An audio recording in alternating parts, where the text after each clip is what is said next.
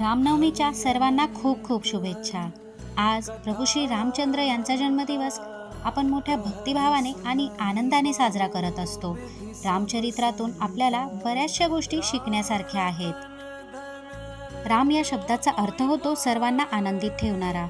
ते कायम त्यांच्या नावाप्रमाणेच इतरांना आनंदित ठेवत असे. आपल्या लाईफमध्ये काही प्रॉब्लेम आला की आपण निराश होऊन जातो. काही लोक तर सतत कंप्लेंट करत असतात की माझ्याच लाईफमध्ये इतके प्रॉब्लेम का, मलाच एवढं टेन्शन का. परंतु प्रभू श्री रामचंद्र यांची पण लाईफ काही इझी नव्हती.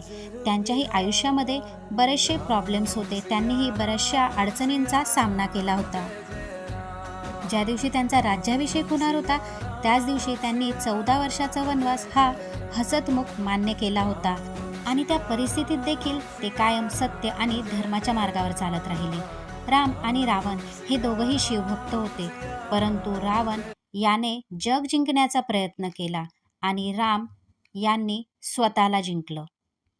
स्वतःच्या अवगुणांवर मात करून त्यांनी स्वतःला सर्वश्रेष्ठ बनवलं. त्यामुळे आपल्याला राम बनायचंय की रावण हे मात्र आपल्याच हातात आहे. आजच्या या पवित्र दिवशी आपल्याला प्रभू श्री रामचंद्र यांचा आदर्श घ्यायचा आहे.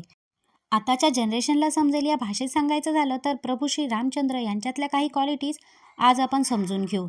त्यांची पहिली क्वालिटी होती कमिटमेंट. वडिलांनी दिलेल्या वचन पाळण्यासाठी त्यांनी आपल्या राज्याचा त्याग केला होता. आणि 14 वर्षाचा वनवास म्हणजेच त्यांच्यातील पेशन्स आपण समजू शकतो.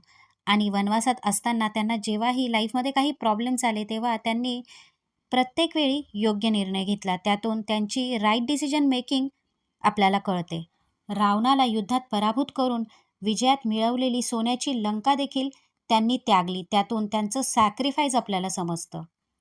आणि त्यांच्यातील फॉरगिव्हनेस ही क्वालिटी आपल्याला तेव्हा पाहायला मिळते जेव्हा त्यांना 14 वर्ष वनवास देणारी कैकेयी माता यांना देखील त्यांनी माफ केले आणि त्यांना आईप्रमाणे आदर दिला.